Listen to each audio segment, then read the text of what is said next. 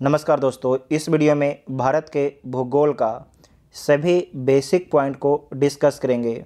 ये आपके video number 1 है जो आपके आगे आने वाले सभी परीक्षाओं के लिए महत्वपूर्ण है। तो आप सभी लोग वीडियो को ध्यान से देखिएगा और इसका पीडीएफ के टेलीग्राम ग्रुप ज्वाइन कर सकते हैं, जिसका लिंक आपको डिस्क्रिप्शन में दिया गया है। और आपको बता दें कि इस वीडियो में जो है आपको ज्योग्राफी को मैप के माध्यम से समझाने का प्रयास किया गया है। तो आइए देखते हैं पहला पॉइंट। भारत के समान परिचय में हम लोग देखेंगे कि भारत का क्षेत्रफल कितना है, भारत का अक्षांशीय और देशांतरीय विस्तार कहाँ से कहाँ तक है, भारत एवं कर्क रेखा के बारे में देखेंगे कि कर्क रेखा भारत के किन किन राज्यों से होकर गुजरता है। उसके बाद हम लोग मानक समय देखेंगे कि भारत का जो समय है कहाँ से मापा जाता है।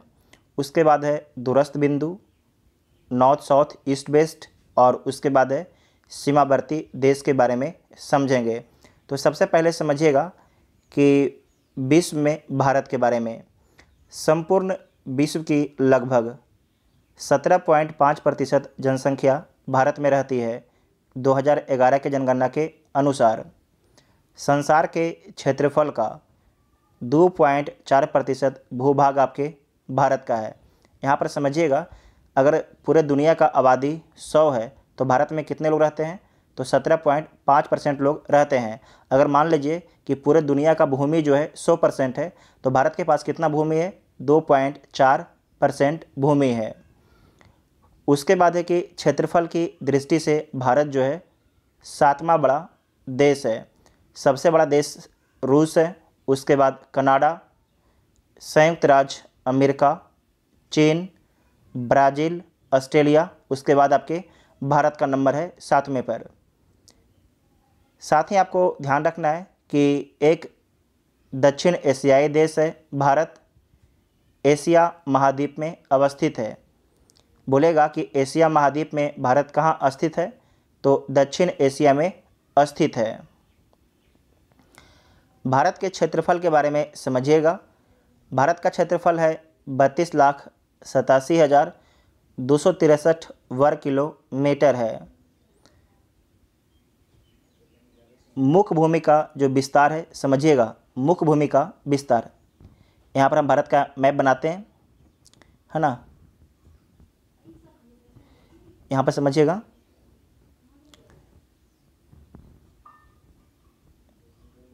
देखिए फ़ोन पर बना रहे हैं तो थोड़ा सा बनाने में दिक्कत हो रहा है, ठीक है। समझिएगा, इसमें बोला है कि उत्तर से दक्षिण जो भारत की लंबाई कितना है, तो उत्तर से दक्षिण आपके 3200, उत्तर से दक्षिण 3214 किलोमीटर है, 3214 है।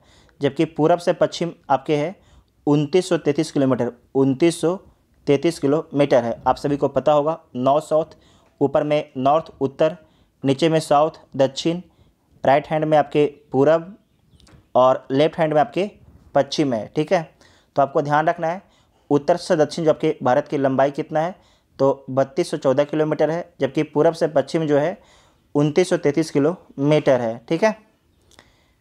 उसके बाद है अक्षांशीय विस्तार। तो आपको ध्यान रखना है कि भारत जो है उत्तरी गोलार्ध में स्थित है, भारत जो है उत्तरी गोलार्ध में स्थित है। यहाँ पर समझिएगा, ये अपना पृथ्वी है, ये 0 डिग्री है, ये कर्क रेखा है ना, इधर आपके मकर रेखा है 23.5 डिग्री में। तो भारत किधर है, जो 0 डिग्री है इसके उत्तर में है, 0 डिग्री के उत्तर में है। तो जो उत्तर में इसे बोलते हैं उत्तरी गोलार्ध, अगर दक्षिण में होता तो बोलते दक्षिणी गोलार्ध। तो भारत कहाँ पर है, उत्तर में स्थित है, तो हो जाएगा उत्तरी गोलार्ध। अगर आपसे पूछेगा कि भारत का जो है ना एग्जैक्ट लोकेशन क्या है, तो आपको याद रखना है कि भारत का जो एग्जैक्ट लोकेशन है विश्व के मैप में उत्तर पूरब में है, उत्तर पूरब में है, ठीक है। उसके बाद है कि देशांतरीय विस्तार। तो आपको याद रखना है कि पूर्वी गोलार्ध में है। अगर अक्षांशीय बोलेगा, यहाँ पर समझिए, फिर से आप लोग ध्यान से समझिएगा, ये आपके अक्षांश होता है, वैसी रेखा जो पूरब से पश्चिम की ओर खींची गई है उसे बोलते हैं अक्षांश, ये काल्पनिक रेखा है ना। तो अभी आप देख चुके हैं 0 डिग्री, इसके ऊपर में भारत था। अब आइए देशांतरीय में, तो जो आपके उत्तर से दक्षिण की रेखा खींची गई है, उत्तर से दक्षिण की ओर, इसे क्या बोलते हैं, इसे बोलते हैं देशांतर। तो आपको याद होगा, अगर जो ऑफलाइन क्लास वाले आप लोग सुन रहे हैं तो आपको हम बता चुके हैं कि अपना ये 0 डिग्री है, कहाँ से गुजरता है, तो ग्रीनविच इंग्लैंड से, और इधर आपके 180 डिग्री है ना। इसके बीच में आपके भारत में है, इसके बीच में कहाँ भारत है, तो इधर हो जाएगा आपके ईस्ट और इधर हो जाएगा आपके वेस्ट। तो देशांतर के हिसाब से भारत जो है पूर्वी गोलार्ध में हो जाएगा, जबकि अक्षांश के हिसाब से आपके उत्तरी गोलार्ध में हो जाएगा। ठीक है। अवस्थिति हिंद महासागर के भारत उत्तर में है, हिंद महासागर के भारत उत्तर में है। अरब सागर, बंगाल की खाड़ी, ये आपके श्रीलंका है, और नीचे में आपके हिंद महासागर है। तो हिंद महासागर के उत्तर में आपके भारत स्थित है। उसके बाद है कि भौगोलिक आकृति क्या है, तो चतुष्कोणीय है भारत की भौगोलिक आकृति। अक्षांशीय विस्तार के बारे में समझिएगा, ध्यान से समझिएगा। भूमध्य रेखा, 0 डिग्री को भूमध्य रेखा भी बोला जाता है। यहाँ पर आप समझिएगा, ये अपना पृथ्वी है और बीच में एक रेखा गया है, इसे बोलते हैं 0 डिग्री, इसका नाम है भूमध्य रेखा। पृथ्वी के 2 बराबर भागों में विभाजित करता है कौन, तो भूमध्य रेखा। देखिए पृथ्वी को 2 बराबर भाग में काट रहा है कि नहीं काट रहा, काट रहा। ठीक है। अगला पॉइंट है कि अक्षांश रेखा पृथ्वी के चारों ओर पूर्व से पश्चिम दिशा में विषुवत रेखा के समानांतर खींची गई एक क्या है, काल्पनिक रेखा है, अक्षांश रेखा। ठीक है, क्या है, काल्पनिक रेखा है जो पूरब से पश्चिम की ओर खींचा गया है, या बोल सकते हैं पश्चिम से पूरब की ओर, उसमें कोई दिक्कत नहीं होगा। ठीक है। अगला पॉइंट है जो अक्षांश है उसका मापन कैसे करते हैं, तो अंश, मिनट और सेकेंड में करते हैं। विषुवत वृत्त के बारे में समझिएगा, इसका अन्य नाम है भूमध्य रेखा, इसका जो अन्य नाम है भूमध्य रेखा है। विषुवत रेखा उत्तर में उत्तरी गोलार्ध, इसके उत्तर में जो विषुवत रेखा है इसके उत्तर में उत्तरी गोलार्ध और दक्षिण में दक्षिणी गोलार्ध होता है। अगला है भूमध्य रेखा के बारे में समझिएगा। भूमध्य रेखा उत्तर दिशा उत्तरी अक्षांश रेखा कहलाएगा, सिंपल सी बात है, उत्तर की ओर। दक्षिण दिशा में दक्षिणी अक्षांश रेखा कहलाएगा, दक्षिणी अक्षांश रेखा कहलाएगा। अगला पॉइंट है कि अक्षांश की परिभाषा क्या होता है, तो इसका परिभाषा है कि विषुवत रेखा से उत्तर या दक्षिण किसी भी बिंदु की पृथ्वी के केंद्र से मापी गई कोणीय दूरी को अक्षांश कहते हैं। इसे दोबारा ध्यान से समझिएगा। विषुवत रेखा से, ठीक है, विषुवत रेखा से उत्तर या दक्षिण स्थित किसी भी बिंदु की पृथ्वी के केंद्र से मापी गई कोणीय दूरी को अक्षांश कहते हैं। ठीक है। अगर देखिए याद ना भी रहे तो कोई दिक्कत ना है, कोई दिक्कत नहीं है। ठीक है, बाकी सारा याद होना चाहिए। अक्षांश रेखाएं के बारे में समझिएगा। 2 अक्षांश रेखाएं के बीच में कितना दूरी होता है, तो 111 किलोमीटर का दूरी होता है। एक अक्षांश, 2 अक्षांश, इस प्रकार से एक अक्षांश से दूसरे अक्षांश जाने में कितना दूरी तय करना पड़ता है, तो 111 किलोमीटर का दूरी तय करना पड़ता है। अगर आपसे एग्जाम में पूछ देगा कि पृथ्वी पर कुल कितने अक्षांश रेखाएं हैं, तो क्या बताइएगा, 179। कैसे गिनिएगा, तो देखिए जो 0 डिग्री है जो आपकी विषुवत रेखा बोलते हैं, तो एक रेखा तो वो हो गया है ना। उसके बाद आप ऊपर जानते हैं 90 डिग्री तक, जो 90 डिग्री होता है ना वो क्या होता है, एक पॉइंट होता है। क्या होता है, पॉइंट होता है, वो रेखा नहीं होता है। तो आपके 89 तक ही जाएगा। कहाँ तक जाएगा, 89 तक, और नीचे भी आएगा 89 तक। इतना जोड़ लीजिए तो कितना आ जाएगा, 179 आ जाएगा। ठीक है। यहाँ पर देखिए करके बताया भी गया है कि 1 डिग्री के अंतराल पर खींची गई अक्षांश रेखाएं कितना है, तो 89 उत्तर में है और 89 आपके दक्षिण में है, और एक आपकी कौन है, 0, एक आपके 0 वाला है कि नहीं, एक रेखा। तो टोटल हो जाएगा 179। इतना ध्यान में रखिएगा।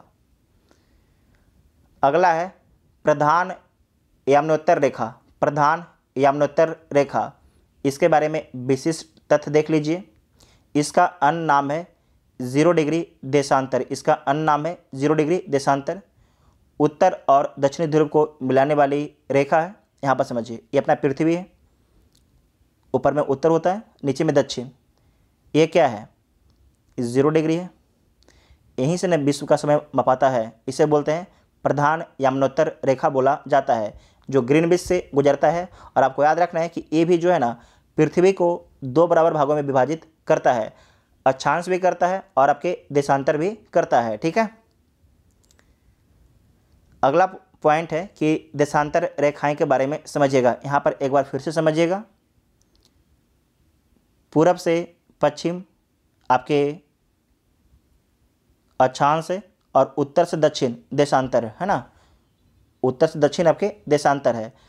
तो देशांतर रेखाएं के बारे में आप समझिएगा। बोला गया कि जो आपके देशांतर रेखाएं हैं वो क्या है, वो आपके असमानांतर है। कैसा है? असमानांतर रेखा है। तो सही बात है, असमानांतर रेखा है। इसकी परिभाषा है कि प्रधान यमुनोत्तर के पूर्व एवं पश्चिम में उत्तरी एवं दक्षिणी ध्रुव को मिलाने वाली काल्पनिक रेखा है। सिंपल बात है, जो आपके देशांतर रेखा है इसकी परिभाषा है कि प्रधान यमुनोत्तर के पूर्व एवं पश्चिम में उत्तरी एवं दक्षिणी ध्रुव को मिलाने वाली क्या है, एक काल्पनिक रेखा है। ध्रुव से विषुवत रेखा की ओर, ध्रुव से विषुवत रेखा की ओर देशांतर रेखाएं के मध्य दूरी आपके बढ़ता है। यहाँ पर समझिएगा, आप लोग ध्यान से समझिए। आप एक बार यहाँ समझिए क्या बोल रहा है। ध्रुव आपको पता है, उत्तरी ध्रुव और दक्षिणी ध्रुव। ध्रुव से विषुवत रेखा, विषुवत रेखा कहाँ पर है? 0 डिग्री है जी। विषुवत रेखा की ओर देशांतर रेखाओं के मध्य दूरी में वृद्धि होता है। तो समझिएगा, यहाँ पर रेखा खींचने देशांतर हम, तो आप देखिएगा कि ध्रुव पर देखिएगा जो दोनों रेखा खींचा गया है लगभग आपके ज़्यादा नज़दीक में है, जबकि जो रेखा आपके 0 डिग्री पर है वहाँ पर देखिएगा दूरी ज़्यादा है। क्या है? दूरी ज़्यादा है। तो सिंपल याद रखना है, जो आपके देशांतर रेखा है अगर ध्रुव की तरफ 2 रेखा जाएगा तो उसके दूरी में क्या हो जाएगा? कमी हो जाएगा। दूरी में क्या हो जाएगा? दूरी में आपके कमी हो जाएगा। जबकि अगर 0 डिग्री, ये आपको याद रखना है कि विषुवत रेखा की ओर आएगा तो क्या हो जाएगा? दूरी आपकी बढ़ जाएगा। ठीक है, अगला पॉइंट है कि विषुवत रेखा पर दो देशांतर रेखाओं के मध्य अधिकतम दूरी कितना होता है? तो 111.33 किलोमीटर होता है। अगला पॉइंट है भारत का विस्तार के बारे में समझिएगा। भारत का विस्तार के बारे में समझिए। जो भारत का विस्तार है, एक बार यहाँ पर आपको ध्यान से समझना है।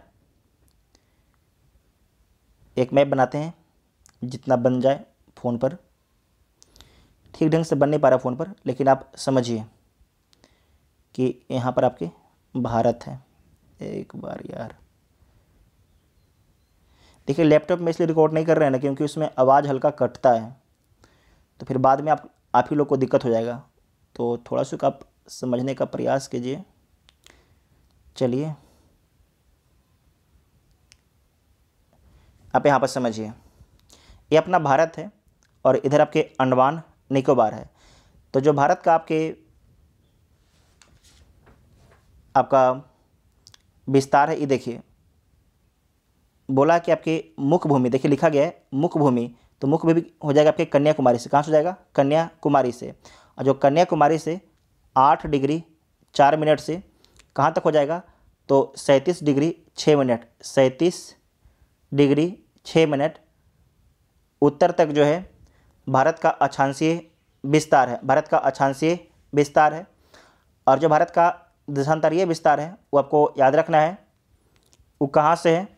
तो 68 डिग्री 7 मिनट पूरब से 97 डिग्री 25 मिनट पूर्वी देशांतर तक जो है भारत का देशांतरीय विस्तार है।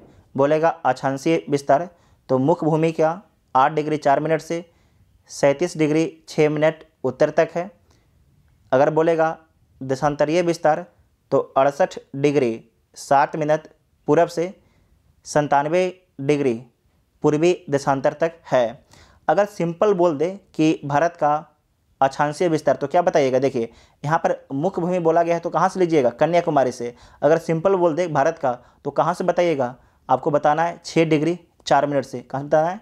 6 डिग्री 4 मिनट उत्तर से 37 डिग्री 6 मिनट तक आपको बताना है, लेकिन अगर बोल दे मुख्य भूमि का तो बताइएगा 8 डिग्री 4 मिनट से, ठीक है। तो इतना आपको ध्यान से याद रखना है। उसके बाद है कि देखिएगा कुछ विशिष्ट तथ्य लिखा गया है। अवस्थिति आप देख चुके हैं कि भारत जो है उत्तरी गोलार्ध में स्थित है पूर्णतः, और जो भारत का विस्तार है उष्ण और उपोष्ण दोनों कटिबंध में है। भारत का विस्तार जो है उष्ण और उपोष्ण दोनों कटिबंध में है।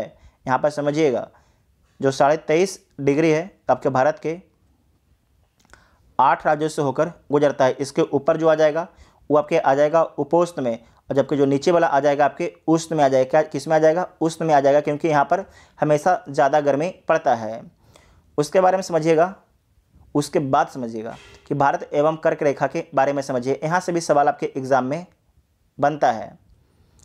कर्क रेखा जो है विषुवत रेखा के उत्तर में स्थित 23.5 डिग्री उत्तरी अक्षांश है।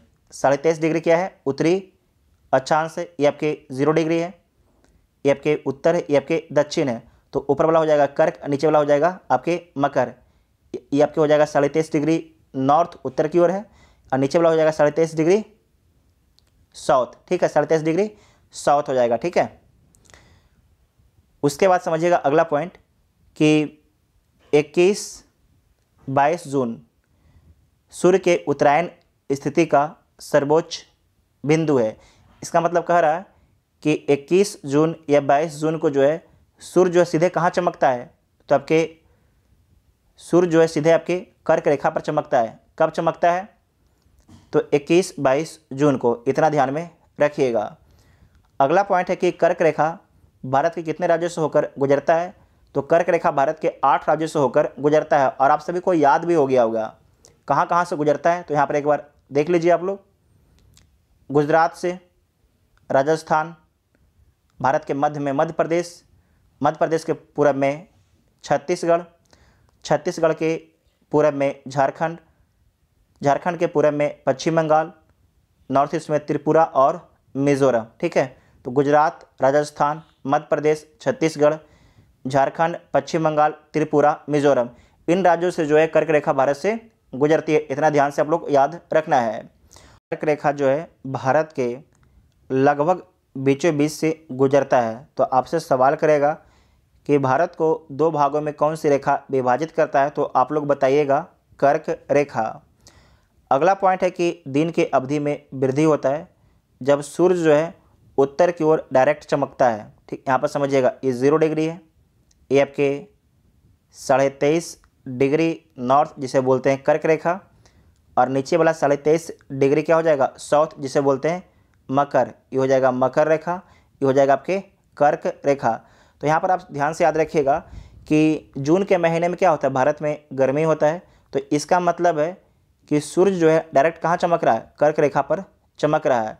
अगर सूर्य जो है डायरेक्ट कर्क रेखा पर चमकेगा या सूर्य जो है उत्तर की ओर रहेगा, सूर्य जो है उत्तर की ओर जाएगा, तो जो आपके दक्षिण की ओर क्या हो जाएगा? दिन आपके छोटा हो जाएगा। सिंपल याद रखिएगा, अगर सूरज उत्तर की ओर है तो दक्षिण में दिन छोटा होगा, अगर सूरज दक्षिण की ओर है तो उत्तर में दिन क्या हो जाएगा? छोटा हो जाएगा। इसे ध्यान से याद रखिएगा, इंपॉर्टेंट पॉइंट है।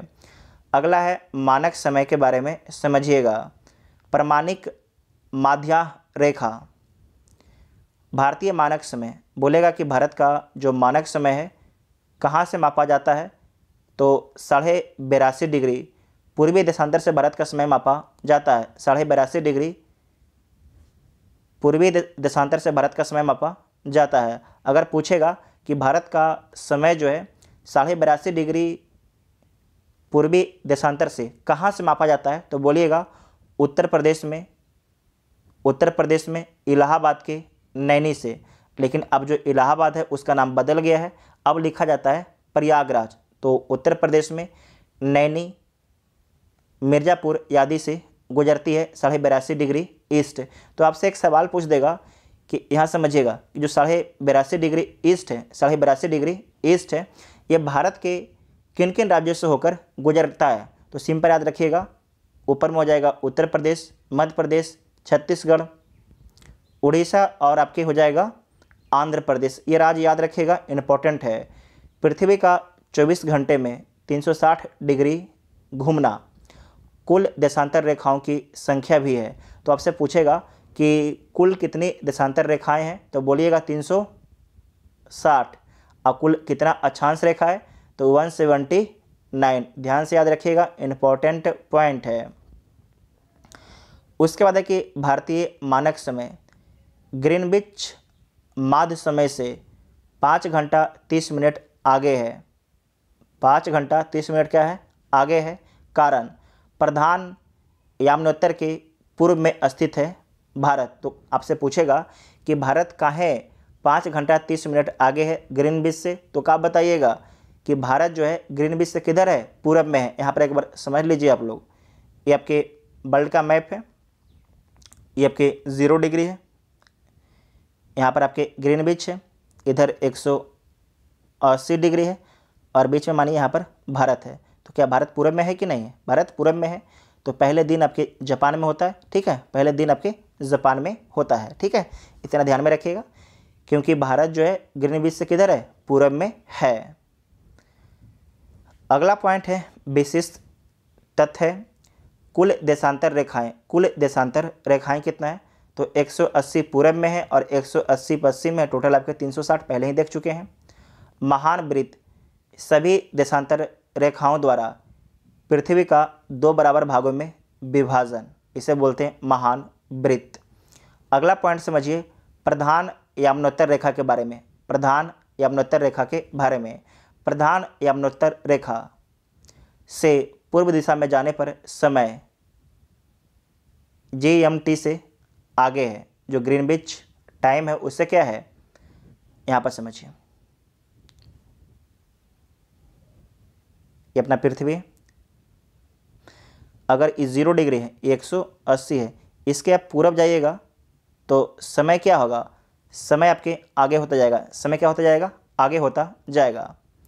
जबकि प्रधान याम्नोत्तर से अगर पश्चिम दिशा में जाइएगा तो समय क्या होता जाएगा, समय आपके पीछे होता जाएगा। ध्यान से याद रखिएगा। 0 से 180 पूर्व जाने पर समय की गणना ग्रीनविच माध्य समय से 12 घंटा आगे है। सिंपल बात है ना।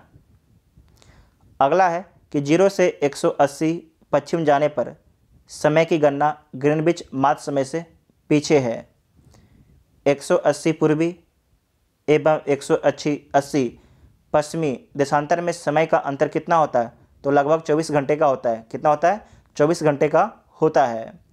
अंतर्राष्ट्रीय तिथि रेखा काल्पनिक रेखा का संबंध किससे है। अगर आपसे पूछेगा कि अंतर्राष्ट्रीय तिथि रेखा कितना डिग्री को बोला जाता है, तो क्या बताइएगा, 180 डिग्री को, 180 डिग्री को बताइएगा, ठीक है। यहाँ पर समझिएगा कि अंतर्राष्ट्रीय तिथि रेखा काल्पनिक रेखा का संबंध भूपृष्ठ पर 180 पूर्वी एवं 180 पश्चिमी याम्नोत्तर के लगभग साथ साथ है। स्थल खंडों को छोड़कर निर्धारित की गई है। जो 180 डिग्री रेखा खींचा गया है, तो यहाँ पर जो बीच में आपके स्थल खंड आया है वहाँ से इसे घुमा दिया गया है, ठीक है। तो सिंपल याद रखना है कि 180 डिग्री से क्या मापते हैं, तिथि मापते हैं, जबकि 0 डिग्री से समय मापते हैं। अगला पॉइंट है दूरस्थ राजबिंदु।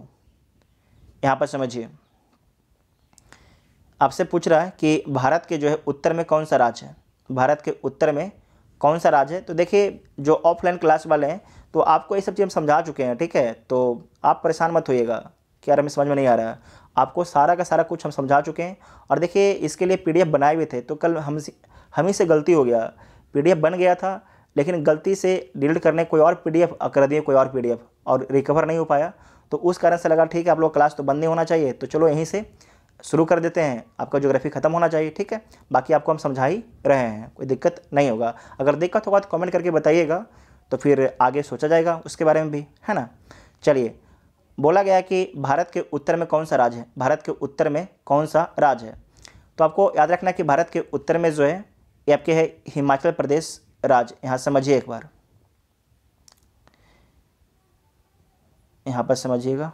चलिए यहाँ पर देखिए, ये तो आपके केंद्र शासित प्रदेश है ना, ये आपके केंद्र शासित प्रदेश है लद्दाख और जम्मू कश्मीर, तो इसका मतलब राज्य में कौन हो जाएगा, आपके हो जाएगा हिमाचल प्रदेश। तो पूछेगा कि भारत का उत्तरी राज्य कौन है, तो बोलिएगा हिमाचल प्रदेश, और दक्षिणी बोलेगा तो क्या बताइएगा, तमिलनाडु। क्या बताइएगा, तमिलनाडु। और पूर्व में अरुणाचल प्रदेश है और पश्चिम में आपके गुजरात है, पश्चिम में आपके गुजरात है, ध्यान से याद रखना है। उसके बाद है कि राज्य एवं संघ राज्य क्षेत्रों में सर्वाधिक सुदूर स्थित क्षेत्र। अब बोला गया है, इसके पहले तो बोला गया कि भाई राज्य में बताइए कि सबसे सुदूर या सबसे दूर, सबसे उत्तर या सबसे पश्चिम, सबसे पूर्व, सबसे पश्चिम कौन स्थित है। तो इसमें बताया गया है कि राज्य और केंद्र शासित प्रदेश दोनों में सबसे उत्तर कौन है और सबसे दक्षिण कौन है। तो आपको ध्यान रखना है, उत्तर में हो जाएगा आपके लद्दाख और दक्षिण में हो जाएगा अंडमान एवं निकोबार द्वीप समूह, अंडमान एवं निकोबार द्वीप समूह, और यहाँ पर आपके हो जाएगा लद्दाख। ठीक है, लद्दाख। लद्दाख की राजधानी कहाँ है जी, तो आपको ध्यान रखिएगा लद्दाख की जो राजधानी है वो आपके लेह है। कहाँ पर है, लेह है। उसके बाद समझिएगा कि भारत का दूरस्थ बिंदु पॉइंट के बारे में समझिएगा, पॉइंट से भी आपसे एग्जाम में सवाल पूछता है। तो यहाँ पर समझिएगा कि भारत का जो दक्षिणी बिंदु है ये कौन है, दो आपके पॉइंट हैं यहाँ पर समझिएगा। इसके पहले आप समझे ना, ये आपके मुख्य भूमि और अपना एक पानी वाला है ना, एक अपना पानी वाला है, तो ये आपके अंडमान वाला है।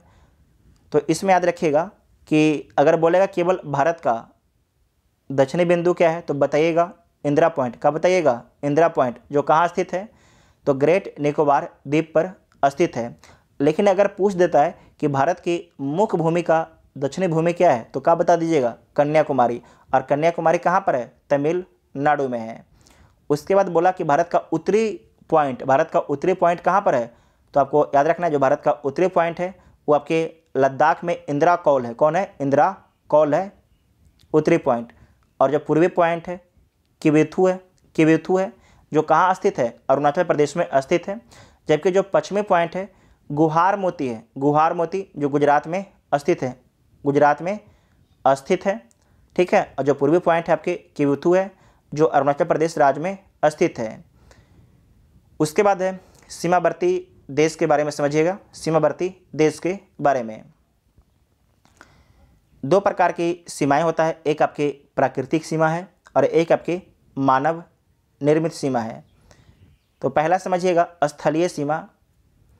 भारत के उत्तर में नेपाल और आपके चीन है, उत्तर पश्चिम में अफ़गानिस्तान, पश्चिम में पाकिस्तान, पूरब में बांग्लादेश, म्यांमार और उत्तर पूर्व में आपके भूटान है, उत्तर पूर्व में भूटान है। ठीक है, ये आपके स्थलीय सीमा लगता है। उसके बाद है कि भारत मानव निर्मित सीमा साझेदार देश। मानव निर्मित कहने का मतलब कि भारत का जो है बंटवारा, भारत का जो है बंटवारा या भारत जो है कितने टुकड़ों में टूटा, तो आपको ध्यान रखना है भारत से पहले देखिए पाकिस्तान भी भारत के साथ में था और आपके जो बांग्लादेश है ये भी आपके साथ में था। यहाँ तक कि अफ़गानिस्तान भी जो है ना भारत में ही था, लेकिन पहले अफ़गानिस्तान अलग होता है, उसके बाद पाकिस्तान, उसके बाद देखिए जो पाकिस्तान और बांग्लादेश है ना ये हमसे 1947 में ही आज़ाद हो जाता है, 1947 में ही आज़ाद होता है, फ्रीडम होता है। कब होता है, तो 14 अगस्त 1947 को पाकिस्तान और बांग्लादेश आपके एक देश के रूप में आज़ाद होता है। लेकिन आपको याद रखना है कि जो बांग्लादेश है उसमें पाकिस्तान के अंदर ही था, इसे बोलते थे पूर्वी पाकिस्तान।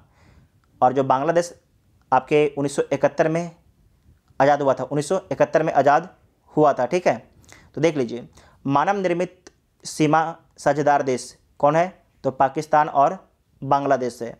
उसके बाद है कि निकटतम पड़ोसी देश आपके 9 हैं, पाकिस्तान, अफ़गानिस्तान, चीन, नेपाल, भूटान, म्यांमार, बांग्लादेश, मालदीव, श्रीलंका। इन सभी का लोकेशन आपको पता है। ठीक है, अगला पॉइंट है कि पाकिस्तान मानव निर्मित और प्राकृतिक दोनों प्रकार से भारतीय सीमा का साझेदार देश है। ठीक है, अगला पॉइंट है भारत। भारत की जो भू सीमा है कितना है, तो 15,106.7 किलोमीटर है।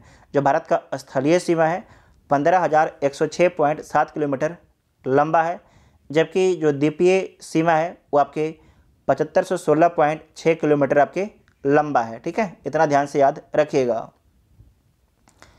अगला पॉइंट है महत्वपूर्ण तथ्य लिखा गया है, तो कुछ पॉइंट देख लीजिए, इसे बड़ा कर देते हैं। भारत का वह स्थान जहां बंगाल की खाड़ी, अरब सागर, हिंद महासागर मिलते हैं, तो कहाँ मिलते हैं? तो आपको याद रखना है कन्याकुमारी पर। कन्याकुमारी तर जो है, यहाँ पर 1 मिनट देखिए, मैप खराब बन जा रहा है जी। चलिए, इधर आपके अरब सागर, बंगाल की खाड़ी, इधर आपके हिंद महासागर, तीनों कहाँ पर मिलता है? तो तीनों आपके तमिलनाडु के कन्याकुमारी में आपके मिलता है। वह भारतीय राज्य जो 3 तरफ से बांग्लादेश से घिरा हुआ है, उसका नाम क्या है? तो उसका नाम है त्रिपुरा। भारत तथा पाकिस्तान के मध्य सीमा रेखा उदाहरण किसका है? तो अध्यारोपित सीमा का, अध्यारोपित सीमा का। अगला पॉइंट है कि भारतीय मानक समय एवं ग्रीनविच माध्य समय के मध्य अंतर कितना है? तो 5.5 घंटे का अंतर है। भारतवर्ष में गाँवों की संख्या कितनी है?